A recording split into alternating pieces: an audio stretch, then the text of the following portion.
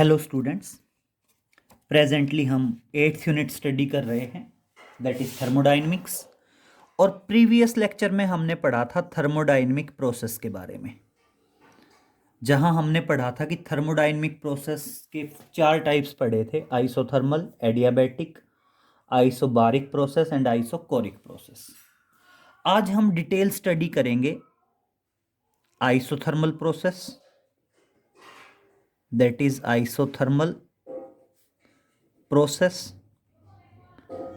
and adiabatic process, and that is adiabatic process।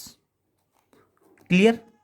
आज हम दो के बारे में पढ़ेंगे, एक होगा आइसोथर्मल प्रोसेस और एक होगा आपका adiabatic process.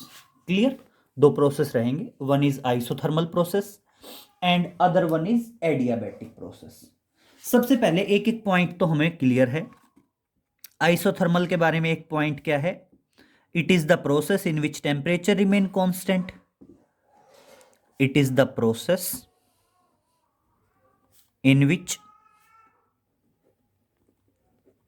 Temperature remain constant.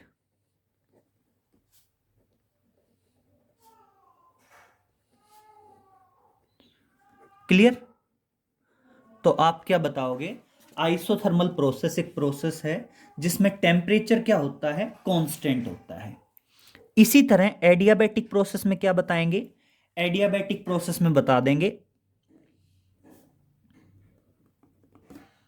It is the process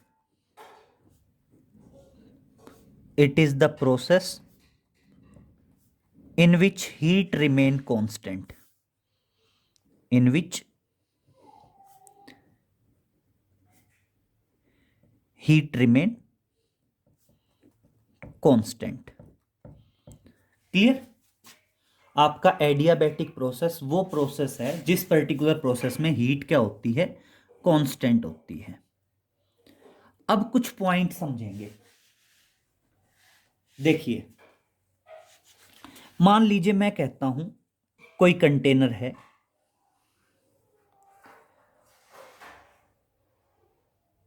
उस कंटेनर के अंदर एक पिस्टन लगा हुआ है और इसके अंदर कोई गैस फील्ड है। इसके अंदर क्या है? कोई गैस फील्ड है। अब कंडीशन समझिए, अगर मैं गैस को कंप्रेस करता हूं तो पिस्टन इनवार्ड मूव करेगा। अगर मैं गैस को कंप्रेस करता हूं तो पिस्टन कहां मूव करेगा? इनवार्ड मूव करेगा। और गैस क्या हो जाएगी? हीटेड अप हो जाएगी, गर्म होगी। वहीं अगर मान लीजिए मैं कहता हूं गैस एक्सपेंड हो रही है, तो आपका पिस्टन कहां मूव करेगा? आउटवर्ड। और जब गैस एक्सपेंड होगी तो इसका मतलब गैस की क्या होगी? कूलिंग। ध्यान रहेगा, गैस कंप्रेस होगी तो हीटअप हो जाएगी, गर्म हो जाएगी। और जब गैस एक्सपेंड होगी तो उस टाइम पे वो क्या हो जाएगी? ठंडी हो जाएगी। अब दो सिचुएशंस हैं। अगर मैं कहता हूं एडियाबैटिक प्रोसेस है, हीट कांस्टेंट है, तो इसका मतलब ना तो कोई हीट कंटेनर से बाहर जानी चाहिए ना कंटेनर के अंदर आनी चाहिए। मतलब आपका कंटेनर कैसा होना चाहिए? इंसुलेटिंग होना चाहिए। मतलब आपका कंटेनर क्या होना चाहिए? इंसुलेटिंग होना चाहिए। जनरली हम जिस चीज को डील करते हैं उसको बोलते हैं सिस्टम। बाकी सब कुछ किस में आता है? सराउंडिंग में आता है। मैं container fitted with piston deal कर रहा हूं, तो मेरे लिए ये क्या है? मेरे लिए ये है सिस्टम। और इसके चारों तरफ जो कुछ भी है वो क्या है? आपका सराउंडिंग है। और हीट अगर कांस्टेंट है तो इसका मतलब ना कोई हीट का ट्रांसफर सिस्टम से सराउंडिंग में होगा और ना ही सराउंडिंग से सिस्टम में होगा। तो देखिए, आप क्या बताओगे? आप सिंपल वे में कहेंगे एडियाबैटिक प्रोसेस में क्या है? There is no transfer of heat, there is no transfer of heat, there is no transfer of heat between system and surrounding, between system and surroundings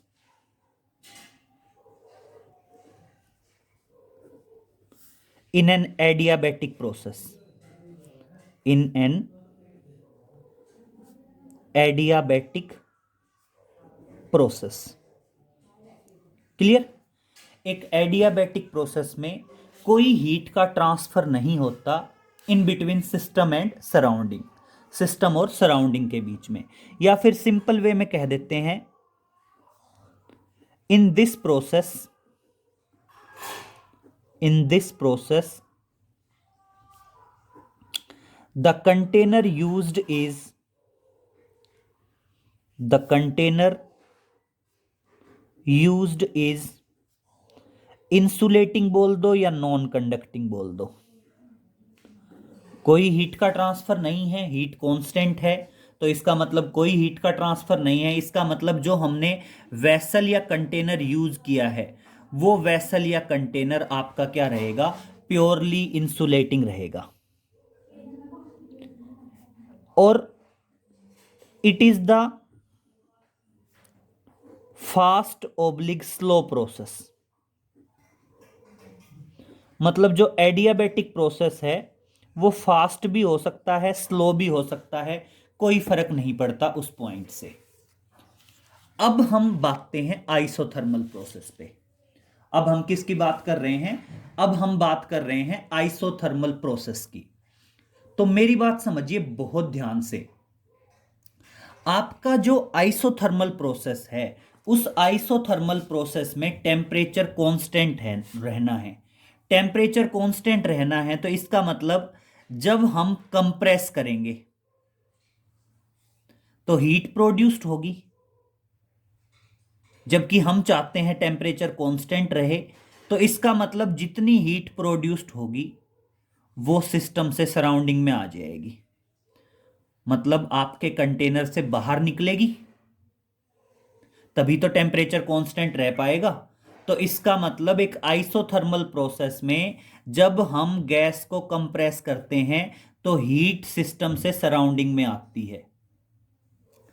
इसी तरह जब हम गैस को एक्सपेंड करते हैं तब ठंडी होगी गैस, लेकिन हम चाहते हैं टेम्परेचर कांस्टेंट रहे, तो इसका मतलब उस टाइम पे हीट का ट्रांसफर होगा वापस सिस्टम से सराउंडिंग में, तभी तो टेम्परेचर कांस्टेंट रह पाएगा। इसलिए आप ध्यान रखोगे आइसोथर्मल प्रोसेस में हीट सिस्टम से सराउंडिंग में भी जाती है और सराउंडिंग से सिस्टम में भी आती है।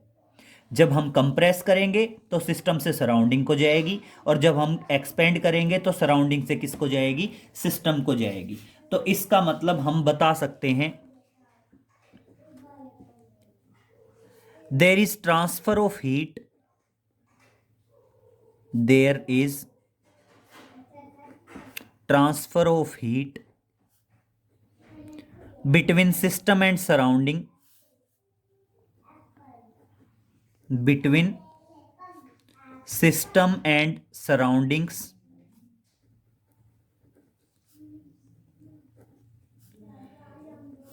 in an isothermal process, in an isothermal process. Clear? एक आइसोथर्मल प्रोसेस में क्या होता है, हीट का ट्रांसफर होता है, सिस्टम से सराउंडिंग में भी होता है और सराउंडिंग से सिस्टम में भी होता है। और क्लियर है, अगर पिस्टन इनवर्ड मूव करेगा, गैस कंप्रेस होगी, उस टाइम तो हीट सिस्टम से सराउंडिंग में ट्रांसफर होगी, और जब गैस एक्सपेंड करेगी, पिस्टन आउटवर्ड मूव करेगा, उस टाइम हीट का ट्रांसफर होगा सराउंडिंग से सिस्टम में। इसका मतलब क्या है, जो कंटेनर यूज किया गया होगा वो कंटेनर इंसुलेटिंग नहीं होना चाहिए। जैसे एडियाबैटिक प्रोसेस में वो कंटेनर इंसुलेटिंग था, तो यहाँ पे वो प्रोसेस कैसा वो कंटेनर कैसा होना चाहिए, आपका कंडक्टिंग होना चाहिए। दूसरी बात, ये प्रोसेस अगर स्लो होगा तभी हीट का ट्रांसफर हो पाएगा, हीट का एक्सचेंज हो पाएगा। अगर फास्ट हुआ तो टेम्परेचर कांस्टेंट हो ही नहीं पाएगा। इसलिए हम कहते हैं आइसोथर्मल प्रोसेस कैसा प्रोसेस है, स्लो प्रोसेस है। तो देखिए हम क्या बताएंगे, नेक्स्ट पॉइंट कह सकते हैं in this process, In this process,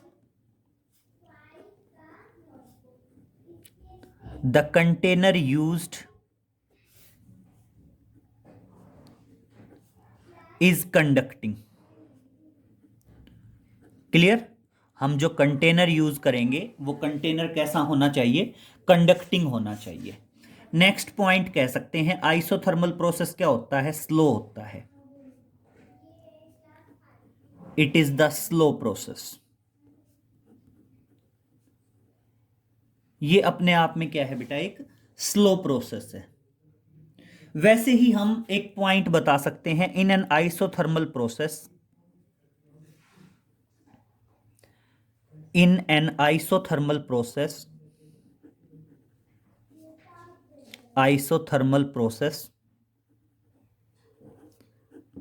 in an isothermal process PV is constant. मतलब product of pressure volume is constant. एक प्रेशर वॉल्यूम का प्रोडक्ट क्या रहेगा? कांस्टेंट रहेगा. किसके अंदर? During an isothermal process. एक आइसोथर्मल प्रोसेस में प्रेशर और जो वॉल्यूम है, प्रेशर और वॉल्यूम का जो प्रोडक्ट होगा वो प्रोडक्ट क्या रहेगा? कांस्टेंट रहेगा. इसी तरह अगर मान लीजिए मैं कहता हूं कि मेरे को रिप्रेजेंट करना है आपका एडियाबैटिक प्रोसेस, तो देखिए आप क्या बताओगे? In an adiabatic process, in an adiabatic process, एक एडियाबैटिक प्रोसेस के अंदर PV raise to the power gamma भी कांस्टेंट हो सकता है. P for pressure, V for volume. और एक यहां पे ध्यान रखना, गामा है हीट कैपेसिटी. हीट कैपेसिटी है गामा, जो हम ये यूज कर रहे हैं gamma, that is heat capacity. और ये रेशियो है Cp बाई सीवी का. सीवी क्या है? Specific heat of gas at constant volume. और सीपी क्या है आपका? Specific heat of gas at constant pressure. तो आप ध्यान रखेंगे एक एडियाबैटिक प्रोसेस के अंदर P V raise to the power gamma क्या होता है? कांस्टेंट होता है. या फिर हम एक बोल सकते हैं पी प्रेशर है और वी है वॉल्यूम. यहीं पे ये भी आ सकता है, that is T V raise to the power gamma -1. T temperature है और वी है volume. Gamma -1 is constant. T V raise to the power gamma -1 is constant. और या फिर एक ये भी यूज कर सकते हैं कि T raise to the power gamma over P raise to the power gamma -1, ये भी क्या हो सकता है? कांस्टेंट हो सकता है. तो ध्यान रखना, इन्हें कह देते हैं इक्वेशंस ऑफ एडियाबैटिक प्रोसेस. ये क्या है आपकी? इन्हें कह सकते हैं इक्वेशंस ऑफ एडियाबैटिक प्रोसेस. तीनों की तीनों इक्वेशन ऑफ एडियाबैटिक प्रोसेस.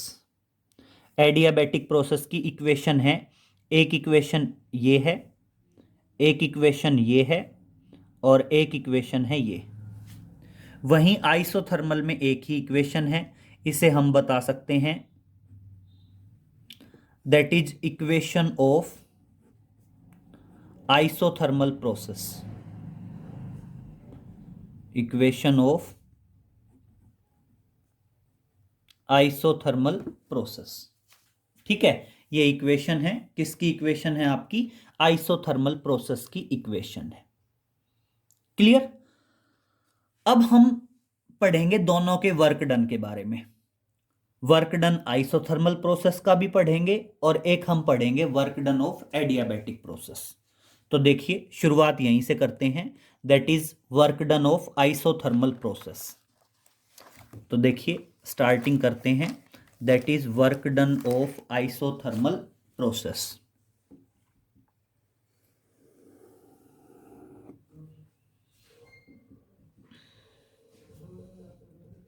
तो स्टार्टिंग है, हमने कैलकुलेट करना है work done of isothermal process या work done during isothermal process. एक आइसोथर्मल प्रोसेस के अंदर क्या वर्क डन होगा, कितना वर्क डन होगा, वो हमने कैलकुलेट करना है। तो देखिए टॉपिक है that is work done during isothermal process. Work done during isothermal process. हमने एक आइसोथर्मल प्रोसेस का क्या बताना है, वर्क डन बताना है। तो देखिए आइसोथर्मल प्रोसेस के वर्क डन में क्या पढ़ेंगे, मान लीजिए आपने कंटेनर यूज किया है, एक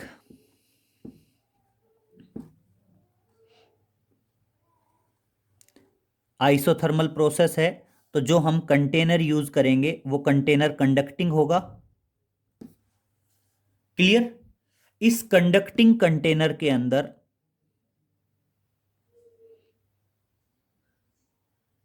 मान लीजिए इनिशियली पिस्टन यहां पे था और बाद में आपका पिस्टन एक्सपेंड होके आ गया यहां पे। कंटेनर के अंदर जो गैस थी वो एक्सपेंड हुई।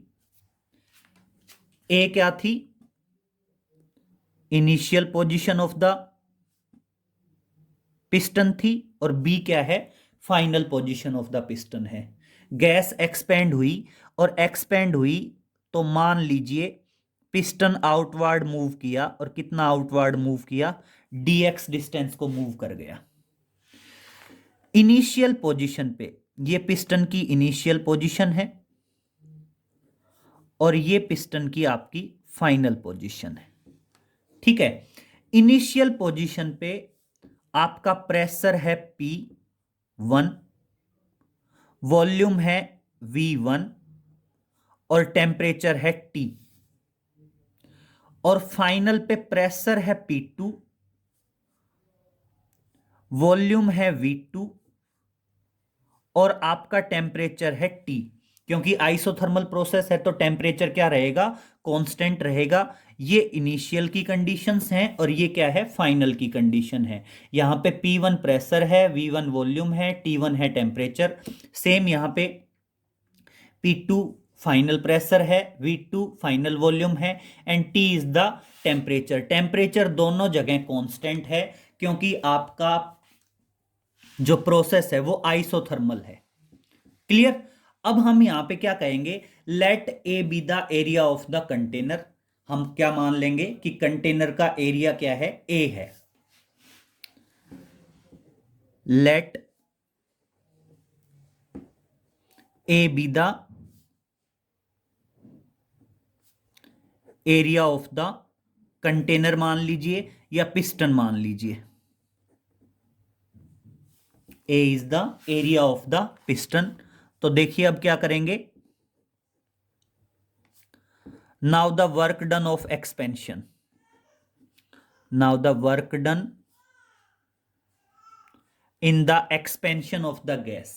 अब आपकी जो गैस एक्सपेंड हुई है उसका वर्क डन है। Now the work done in expanding the gas.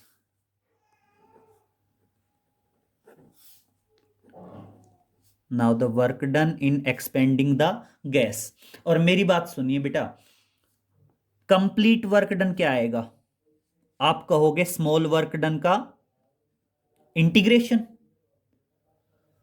और बेटा स्मॉल वर्क डन का इंटीग्रेशन आएगा वो क्या आएगा, फोर्स इंटू स्मॉल डिस्प्लेसमेंट। जो भी गैस ने फोर्स लगाया और उसको क्या कर देंगे, स्मॉल डिस्प्लेसमेंट से मल्टीप्लाई कर देंगे dx से। अब देखिए फोर्स क्या आएगा, प्रेशर इंटू एरिया, एरिया जो पिस्टन का एरिया था, और इंटू क्या करेंगे, स्मॉल डिस्प्लेसमेंट। अब देखिए, एरिया इंटू स्मॉल डिस्प्लेसमेंट क्या होगा, वॉल्यूम। तो क्या आ जाएगा, प्रेशर इंटू वॉल्यूम आ जाएगा। और ये तो आपको क्लियर है। इंटीग्रेशन इनिशियल, अब वॉल्यूम का इंटीग्रेशन आ गया तो मैं इसको क्या कर सकता हूं, लिख सकता हूं from initial volume to final volume. Initial volume V1 है, फाइनल वॉल्यूम क्या है, V2। अब मैं यहां पे एक वर्ड यूज कर रहा हूं, आपने एक पढ़ा है ideal gas equation. Now ideal gas equation for 1 mole, for 1 mole of gas. 1 mole of gas के लिए आइडियल गैस इक्वेशन क्या होती है, PV is equal to NRT होती है। और 1 मोल ऑफ गैस है तो क्या आ जाएगा, PV is equal to RT। और यहां पे देखना P किसके बराबर आया, P is equal to RT by V। ठीक है, अब इसको यहां पे रखो, इसको इक्वेशन 1 मानिए और क्या बताएंगे, therefore equation 1 becomes.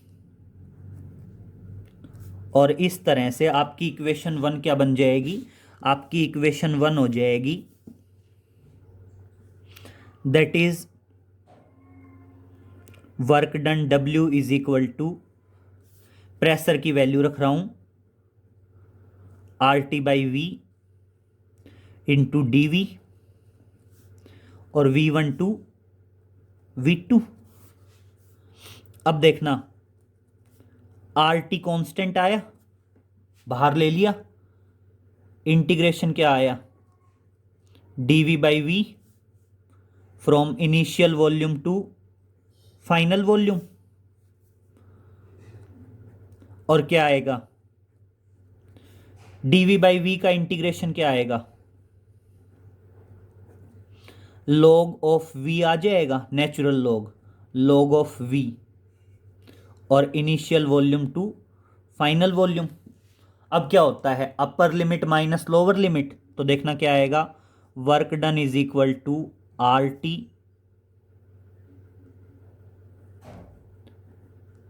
Natural log of V2 minus natural log of V1। भाई अपर लिमिट एक बार V की जगह V2, और माइनस लोअर लिमिट V की जगह V1। और बेटा एक फॉर्मूला होता है, देखो लॉगरिथम का ना एक फॉर्मूला होता है, अगर आप कहते हैं log A बाई बी, तो log A बाई बी होता है log A minus log B। तो A की जगह V2 है, B की जगह V1 है, और इसलिए देखना वर्क डन क्या आ जाएगा, that is RT log of V2 by V1 हो जाएगा। ठीक है, और बेटा ये है नेचुरल लॉग, और जब भी हम नेचुरल लॉग को बेस 10 में बदलते हैं तो उसको फिक्स मल्टीप्लाई करते हैं 2.303 से। देखिए अगर आप कहते हैं log A है और नेचुरल लॉग है, अगर आप उसको log बेस 10 में बदल रहे हैं तो आपने उसको 2.303 से मल्टीप्लाई करना होता है। तो क्या आ गया, 2.303 RT log base 10 V2 by V1। ये आपका क्या आ गया, वर्क डन आ गया। और किसका वर्क डन आ गया, इन एन आइसोथर्मल प्रोसेस। अब देखिए आपने आइसोथर्मल प्रोसेस में पढ़ा है, now in isothermal process,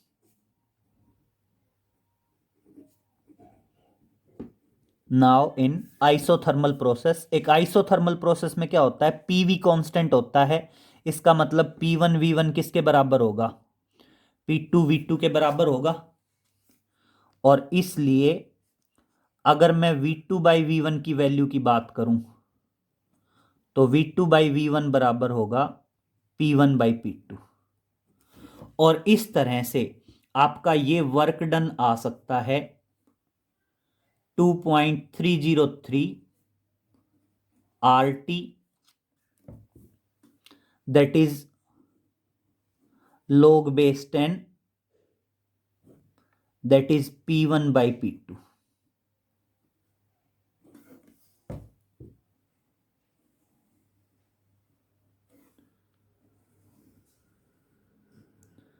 clear. तो हम एक आइसोथर्मल प्रोसेस के वर्क डन को वॉल्यूम की टर्म्स में भी रिप्रेजेंट कर सकते हैं, प्रेशर की टर्म्स में भी। वॉल्यूम की टर्म्स में करेंगे तो V2/V1 और प्रेशर की टर्म्स में करेंगे तो P1/P2।